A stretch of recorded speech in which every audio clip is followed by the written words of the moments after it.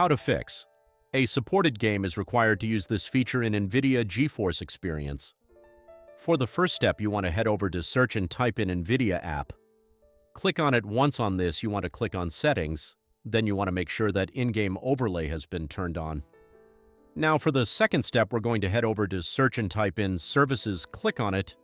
Once on this, we're going to click on any service and click on N on our keyboard, which will bring us down, and we want to find Nvidia Display Container and Nvidia Local System Container.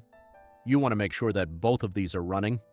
You want to double-click on it, and then make the Startup tab automatic, and then click on Start, which will make it running.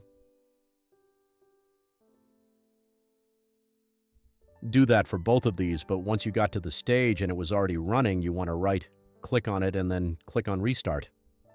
You want to restart both of them. For the next step, we're going to head over to Search and type in Nvidia app.